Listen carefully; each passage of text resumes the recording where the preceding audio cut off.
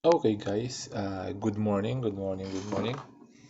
Sa mga nagtatanong sa atin, yung mga gustong maglaro ng Honor of Kings, ayan, Honor of Kings na sinabi nilang hindi siya globally, hindi ma-download dito sa Philippines at sa ibang bansa. Kung ma-download mo man, hindi siya available dito. Sabihin ko lang sa inyo, available siya dito sa Philippines pero hindi lang nire-release pa sa Play Store. So ito yung way para ma-download natin siya. At localized po siya dito sa atin. Localized po ang Honor of Kings dito sa Philippines. Hindi lang po nila nilalagay sa kanilang site. So ganito po yung pag-download. Una, punta lang po tayo sa Google Chrome or any browser na meron kayo sa phone nyo. Ayan. Punta po tayo sa website mismo ng honorofkings.com. Makikita po natin, unang page pa lang po nakalagay na doon, APK download. Ayan. So download lang po natin yung game at i-install natin. Ayan. Pagkatapos po nating i-download yung game, mga kabatang, ayan. Pagkatapos po natin i-download at ma-install, punta na po tayo dun sa laro. Magda-download po siya ng kaunti at medyo kaunti lang naman po yung update. Ayan po. So nasa laro na po tayo. Ayan. So ang pinaka-mai-suggest ko po sa inyo ay i-download nyo po lahat yung pinaka-assets niya para po makuha nyo yung reward para sa laro.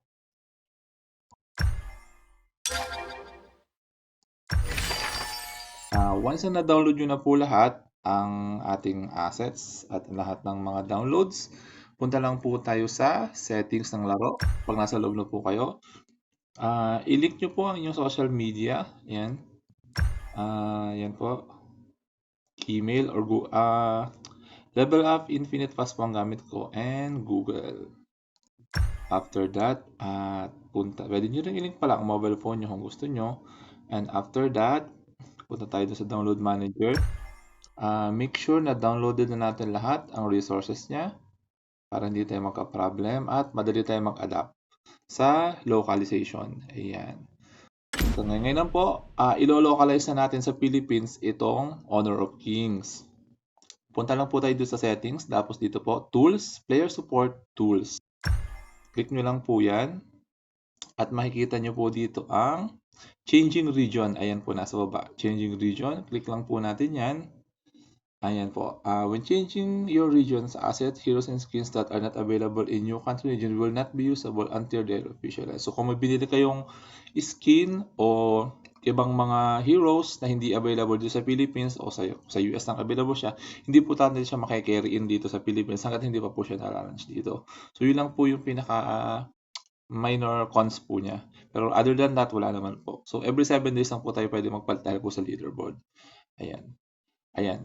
So makikita niyo po, nandito na po lahat ng regions. So hindi po totoo na hindi po siya available sa ibang regions. Available po siya, lalo na po dito sa Philippines. Makikita niyo po dyan. Hindi niyo po makikita siguro ang Philippines kasi ang nilagay po nila dito ay The Philippines. Ayan. The Philippines po ang makikita niyo dito kapag nag-change kayo ng region. So sa akin po siguro ay hindi na siya makita. Tama, hindi na po siya makita kasi nasa Philippines na po ako ngayon. Ayan.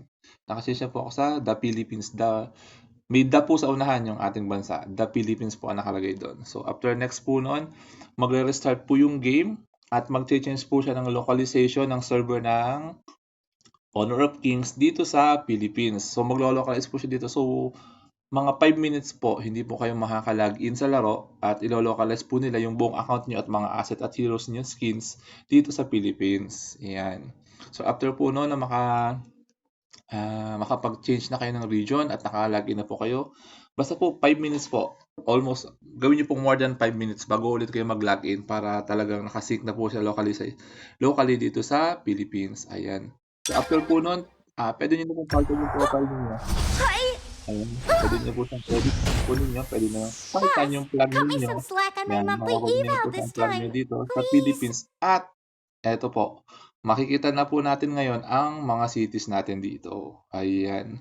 So, available po siya sa Philippines sa mga nagtatanong. Localize po. Pwede po natin i-localize yung laro sa Philippines. So, napakaganda po ng ginawa nila sa server nila.